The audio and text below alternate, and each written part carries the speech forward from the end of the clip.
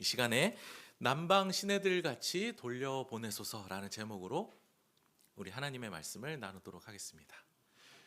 이 시간에 우리가 함께 살펴볼 하나님의 말씀은 시편 126편 말씀입니다. 126편을 이제 성경책을 펴보시면 이렇게 돼 있습니다. 성전에 올라가는 노래라고 이렇게 돼 있어요.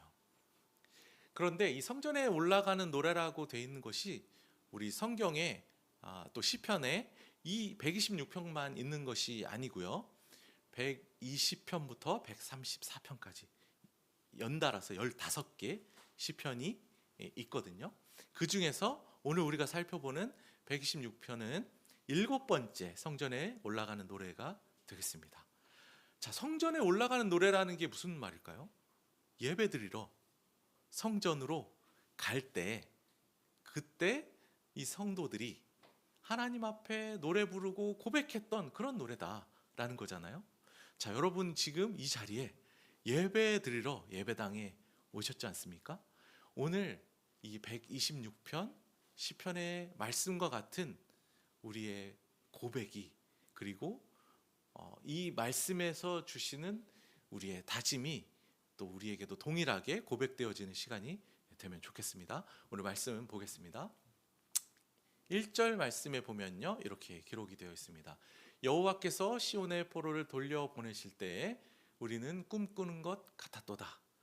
자, 지금 어떤 배경이냐면요, 우리 남유다가 하나님의 말씀을 순종하지 않고 또 우상을 하나님보다 더 사랑하면서 계속 우상 숭배를 하니까 하나님 앞에 징계를 받아서 바벨론의 침공을 받죠. 결국 나중에 멸망하게 되는데, 이 바벨론의 침공을 받았을 때 이제 포로로 끌려가는 거예요. 1500km 거리를 끌려갑니다. 쇠사슬에 꿰어가지고. 근데 서울에서 부산까지가 제가 어제 찾아보니까 한 314km 정도 되더라고요. 그거의 한 5배 정도를 질질 끌려서 가는 거죠. 엄청나게 고통스러운 상황 가운데 처하게 됐던 거예요. 그곳에 가서 이제 포로의 신분이 어떻겠어요? 뭘 할 수 있었겠어요? 그렇죠? 그냥 그곳에서 그 나라의 문화에서 하라면 할 수밖에 없는 그런 상황이었겠죠. 그곳에서 도대체 내 이 포로 생활은 언제 끝나는 걸까? 하루하루 기약이 없어요. 도대체 우리나라는 이미 망해버렸는데 우리나라가 다시 살아나서 이 나라를 멸망시키고 우리가 다시 해방될 수 있을까? 그런 소망이 들기 정말 어려웠을 것 같아요. 그런데 어느 날 하나님께서 놀라운 은혜를 주셔가지고 이 포로됨에서 해방이 됐어요.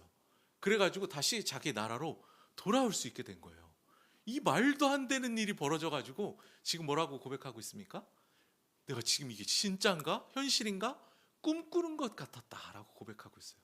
이게 어떻게 된 일인가 보면요, 역대하 36장 22절에 보면요, 바사의 고레스 왕 원년의 여호와께서 바사의 고레스 왕의 마음을 감동시키셨기 때문에 이런 일이 일어났다라고 돼 있어요.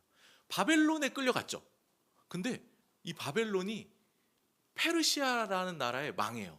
성경에서는 이 페르시아를 바사라고 기록하는데, 이 페르시아 바사의 고레스 왕 때 하나님께서 이 고레스 왕에게 역사하셔가지고 이 고레스 왕이 칙령을 발표합니다. 너희 남유다 사람들, 이제부터 포로 해방시켜 줄 테니까 너희 나라로 돌아가서 성전을 다시 지어라. 이런 일이 어떻게 일어날 수 있겠어요?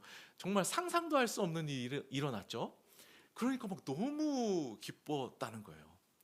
자, 그때 다음 말씀을 보겠습니다. 자, 이때 우리가 얻을 수 있는 교훈이 있어요. 자, 생각해 보면요, 이들이 뭔가 독립운동을 해가지고 그 안에서 우리가 독립운동을 막 하고 뭔가 열심히 막 노력을 해가지고 그 나라를 쳐가지고 쟁취를 해냈나요? 그런 게 전혀 없어요. 이들의 노력으로 된 게 아무것도 아니에요. 그저 하나님의 때가 된 거예요. 그래서 그 하나님의 기한이 찼을 때 그냥 하나님께서 은혜로 이 일들을 일으켜 주신 겁니다. 자, 우리 성도님들 또 한 주 동안 어떠한 삶을 살다 오셨는지 저는 다 알 수 없지만 우리의 삶에는 여러 가지 어려움과 문제들이 많이 있지 않습니까? 옆 사람, 아무리 친한 사람도 다 알 수 없는 우리 주님만 아는 문제들이 다 있고요, 어려움들이 다 있습니다. 그런데요, 어떠한 문제들은요, 내가 아무리 노력해도 길이 보이지 않는 문제들이 있어요. 내가 그토록 오래 배우자를 위해 기도했는데 아직 주시지 않아요.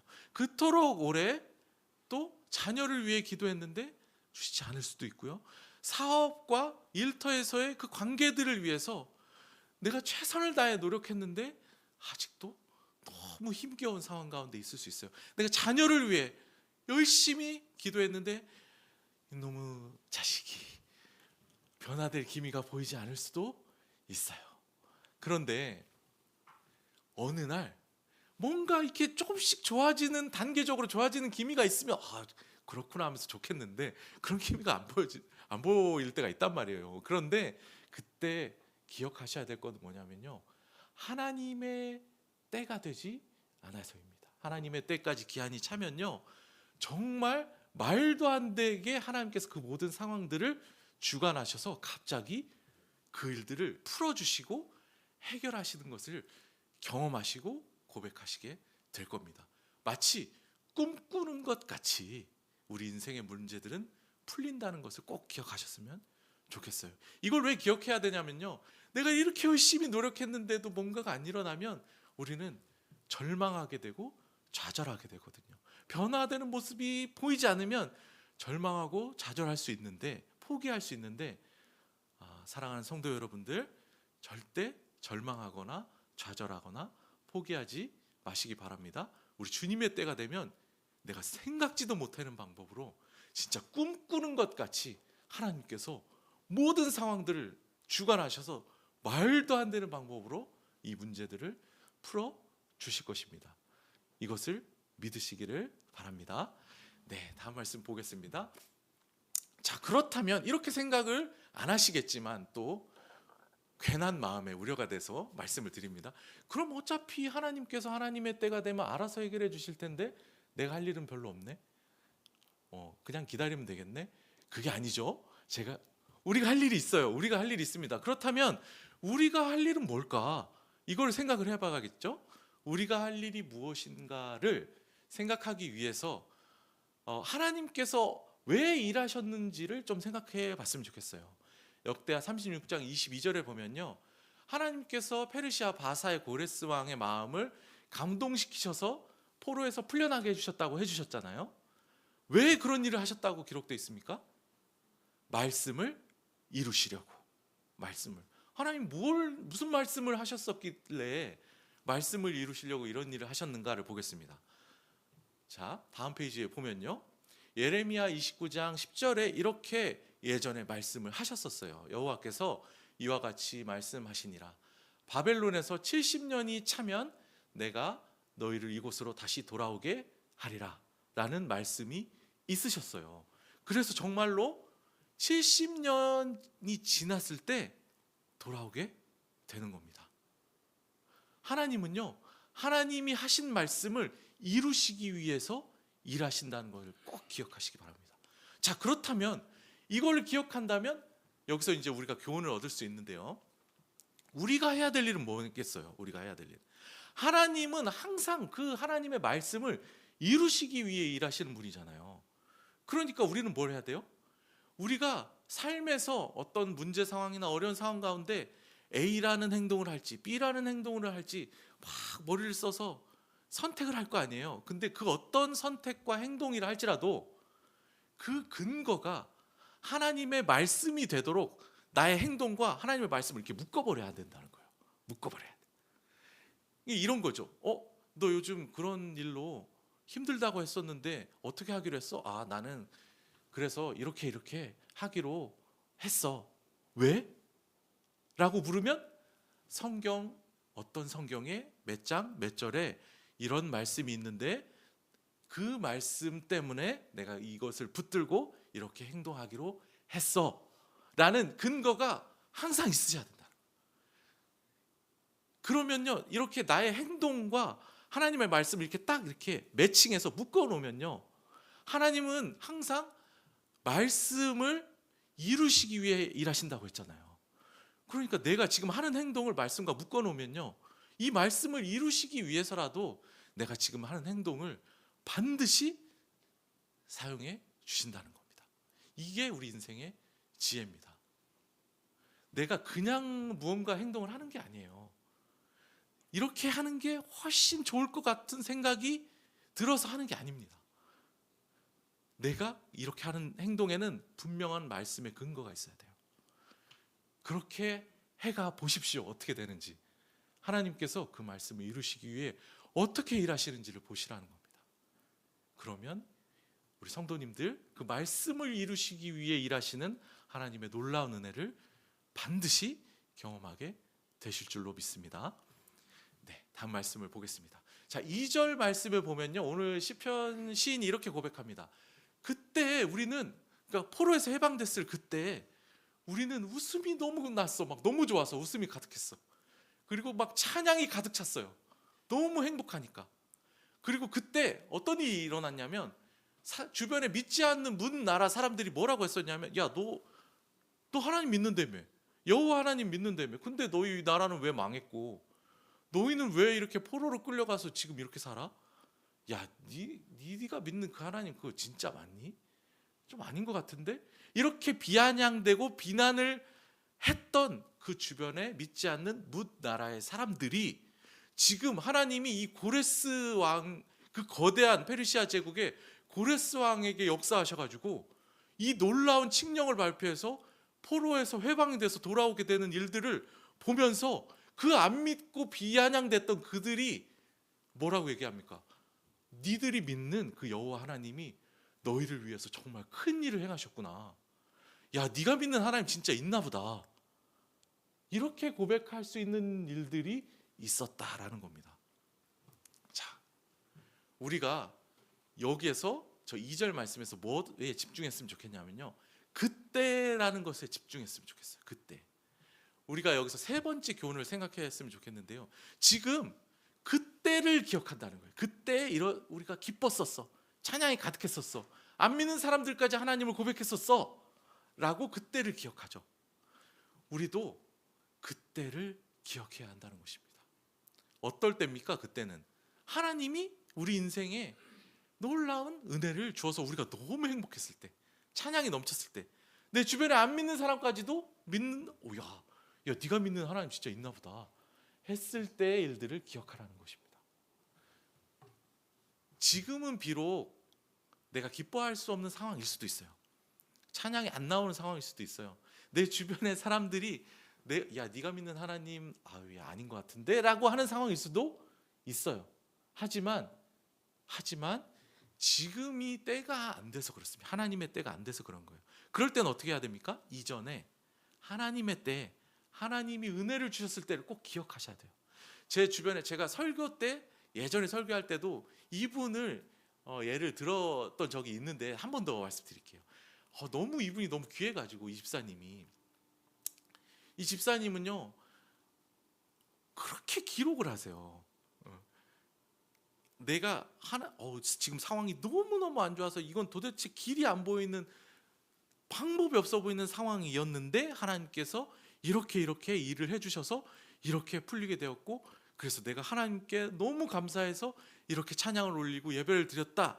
2000 몇 년, 몇 월, 며칠, 이렇게 기록을 아주 구체적으로 해놓으시는 분이 있으시거든요.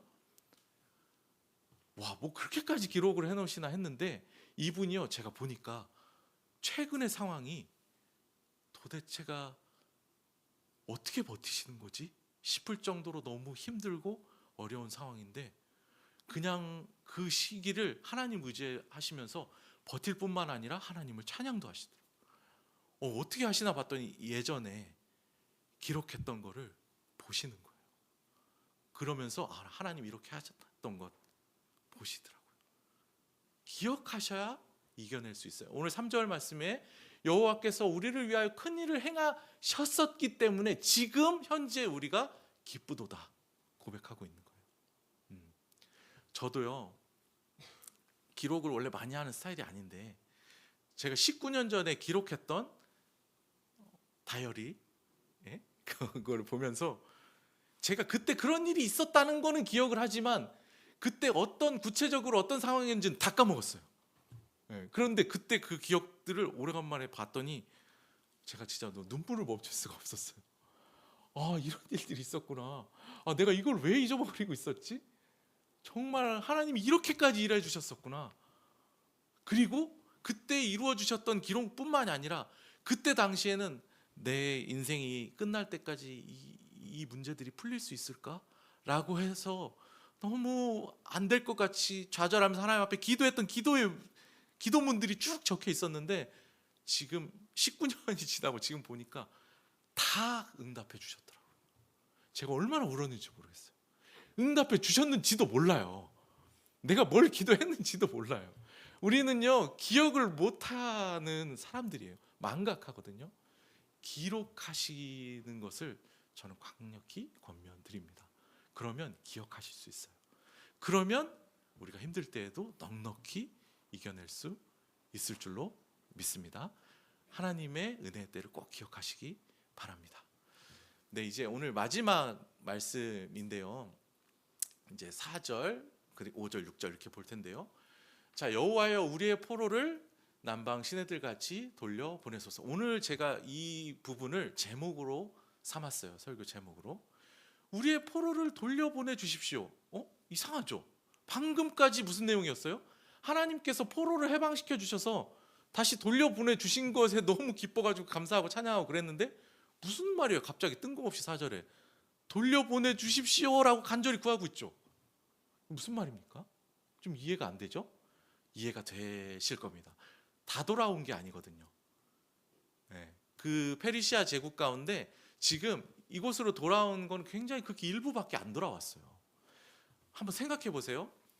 그 당시에 최고의 거대한 제국이었던 페르시아 제국에서 비록 포로로 있지만 거기서 70년을 있었어요. 이제 다 적응했죠. 그리고 경제적으로 거기가 훨씬 잘 사는 나라잖아요. 포로지만 비록. 그런데 지금 자기 나라 고국은 어때요? 완전 폐허예요. 폐허. 성전도 다 무너져 있고. 여기 돌아오고 싶겠습니까? 안 돌아오고 싶지 않았을까요? 그냥 내가 먹고 사는 문제만 생각했다면 그럴 수 있죠. 다 돌아오지 않았어요. 일부만 돌아왔거든요. 그런데 돌아온 사람들은 하나님의 말씀을 근거해서 붙들고 돌아온 거잖아요.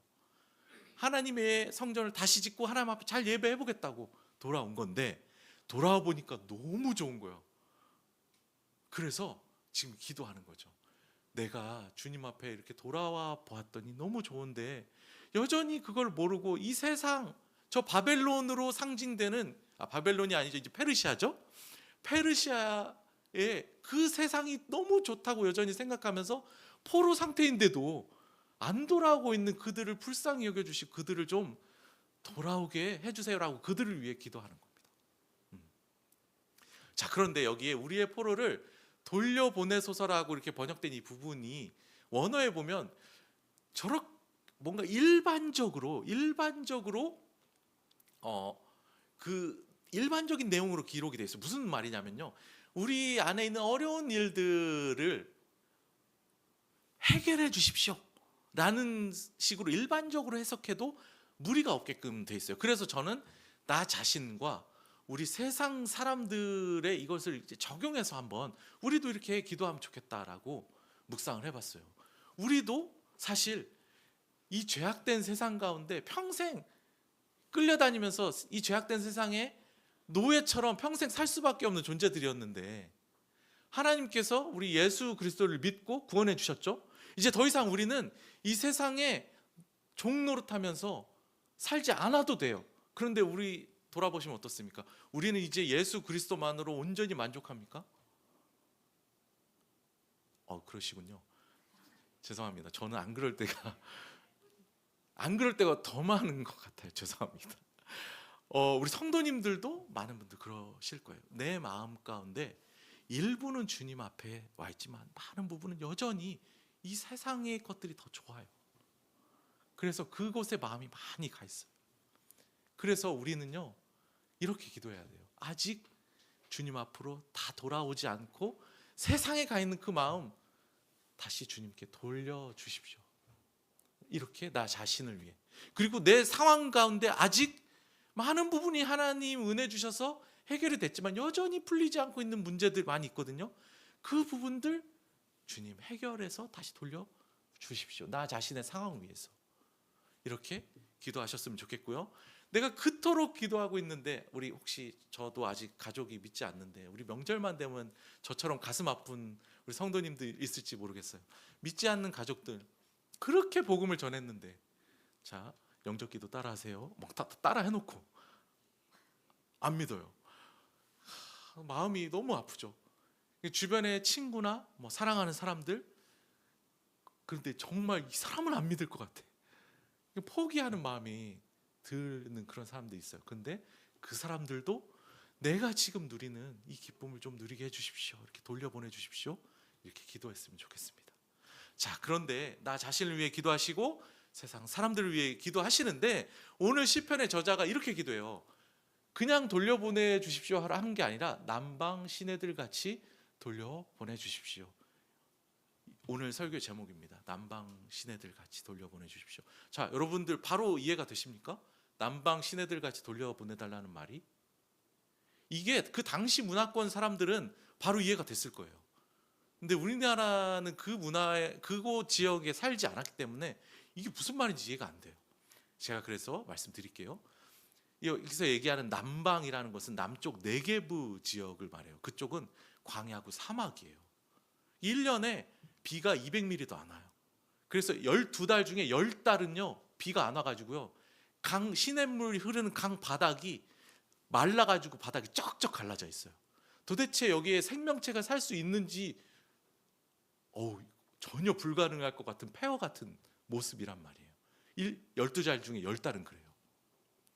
그런데 어느 날 비가 오면요, 언제 그랬냐는 듯이 물이 차서 막 홍수가 일어날 것처럼 넘쳐 흐르거든요. 그게 바로 남방 네게부에 있는 시내가 그래요. 자, 그러면 남방 시내들 같이 돌려보내달라, 남방 시내들 같이 회복시켜달라라는 기도는 어떤 기도일까요? 지금 내 자신의 모습이 하나님 보시기에 소망이 없어 보여요. 그냥 영적으로 바닥이 쩍쩍 갈라져 있는 것 같아요. 내가 처해 있는 상황이 소망이 없어 보여요. 그리고 내가 그토록 복음을 전했는데도 저 사람은 절대 안 믿을 것 같이 영적으로 딱 메말라 있는 것 같아요.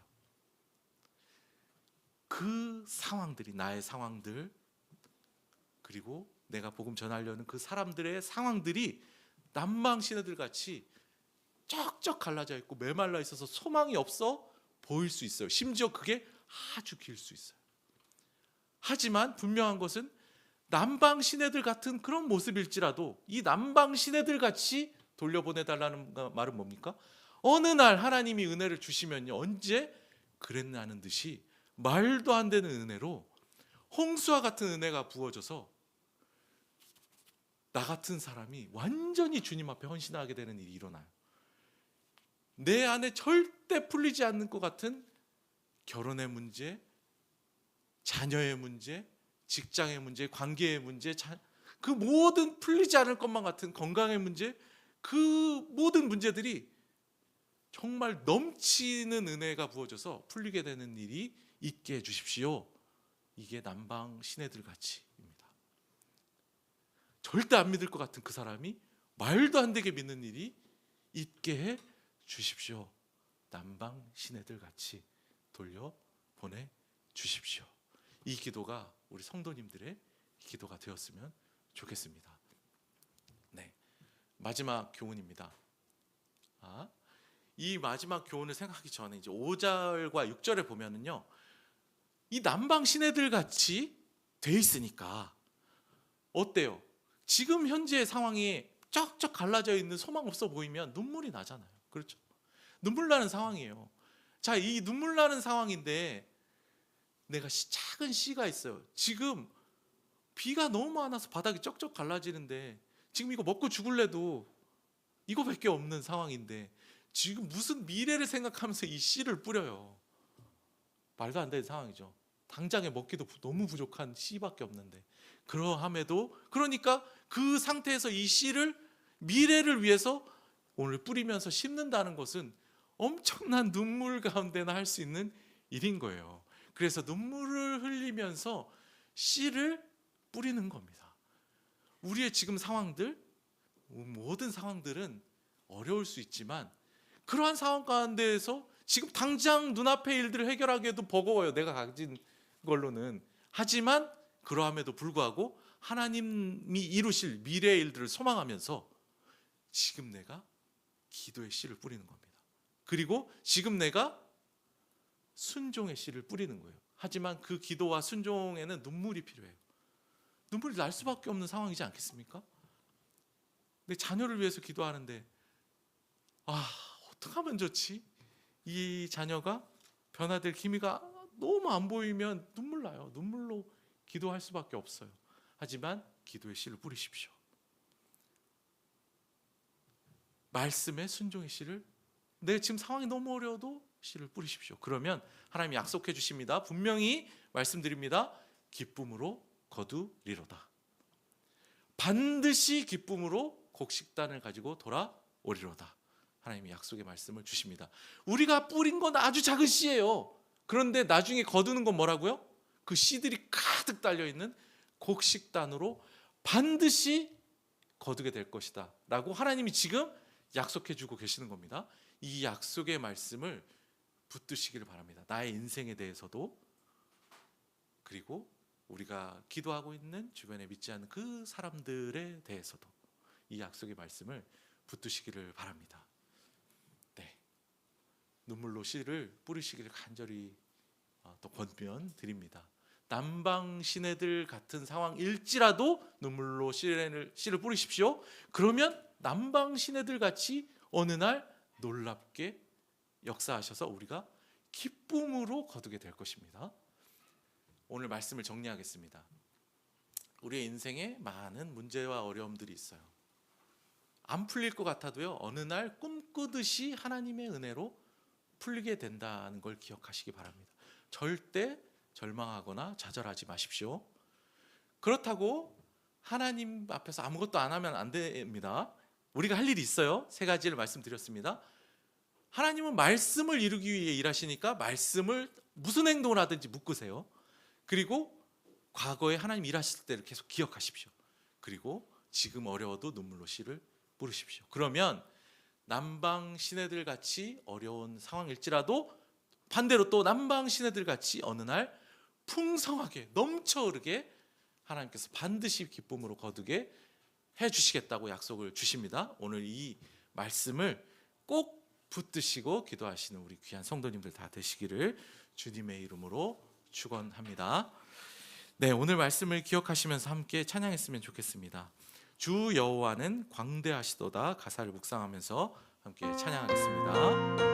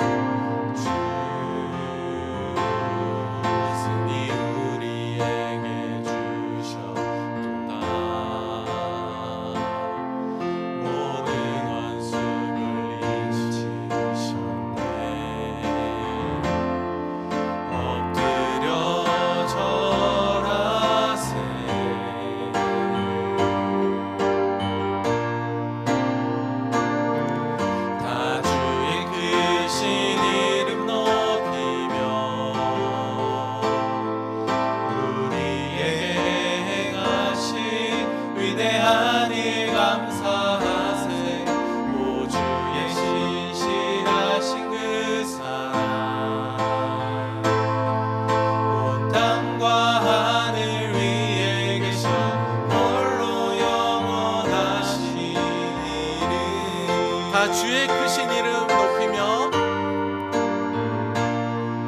다 주의 크신 이름 높이며 우리에게 행하신 위대한 일 감사하세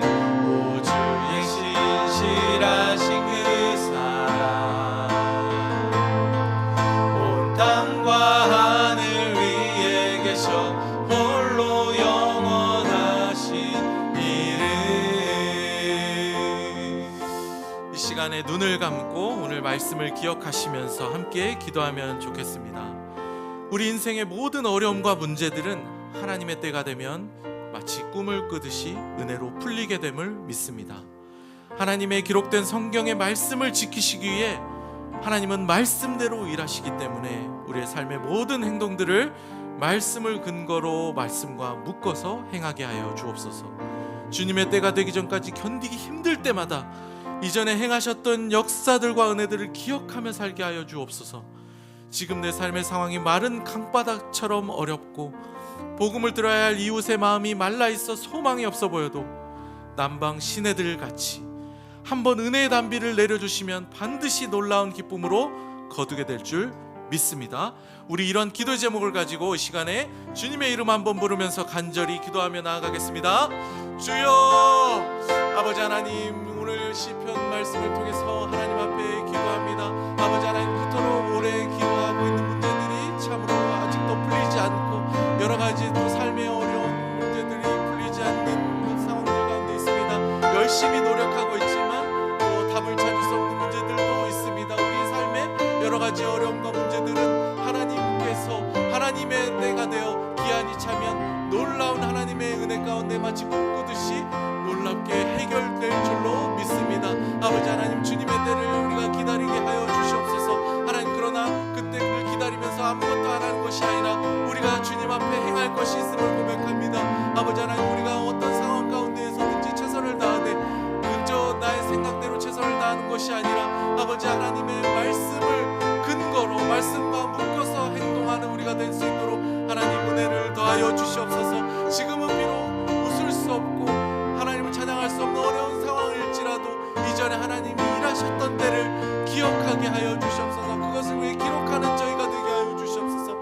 아버지 하나님, 그리고 참으로 남방 시내들같이 어려운 상황일지라도 아버지 하나님, 하나님께서 정말로 응답하여 주실 것을 소원하는 가운데 아버지 하나님, 눈물로 우리가 씨를 뿌리는 자들이 되게 하여 주시옵소서. 반드시 하나님의 때에 거두게 될 것이라 약속하신 하나님의 말씀을 붙듭니다. 아버지, 남방 시내들 같이 어느 날 주님의 때가 되면 놀랍게 응답될 줄로 믿습니다. 이 말씀을 붙들고 기도하는 성도들의 기도를 주님 들어 응답하여 주시옵소서.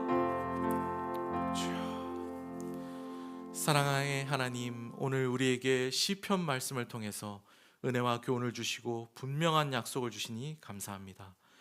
하나님, 오늘날 저희는 너무나 커 보이는 세상 속에서 마치 포로가 된 것처럼 세상의 틀과 방식에 휩쓸리기 쉬운 너무나 연약한 모습임을 고백합니다.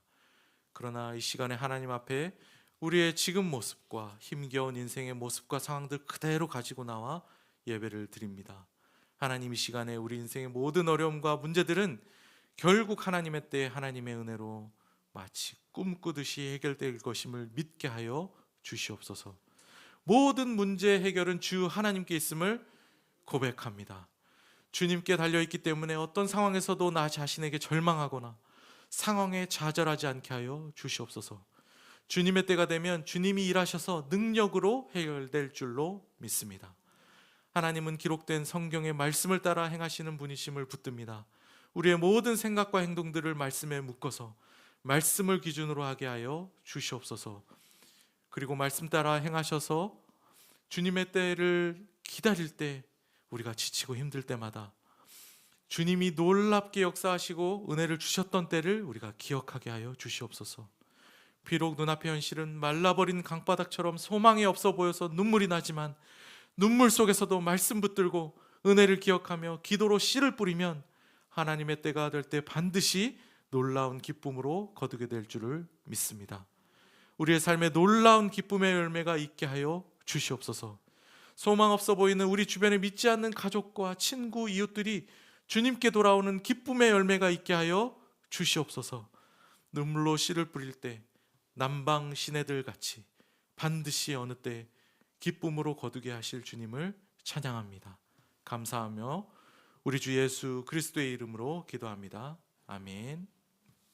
지금은 우리 주 예수 그리스도의 은혜와 하나님의 크신 사랑하심과 성령님의 인도교토 충만하심이 오늘 주신 말씀대로 기쁨으로 거두게 될 줄을 믿고 눈물로 씨를 뿌리기를 다짐하는 우리 푸른 서연의 모든 교우들과 함께 예배하는 모든 성도들 머리 위에 이제로부터 영원토록 함께 있을지어다. 아멘.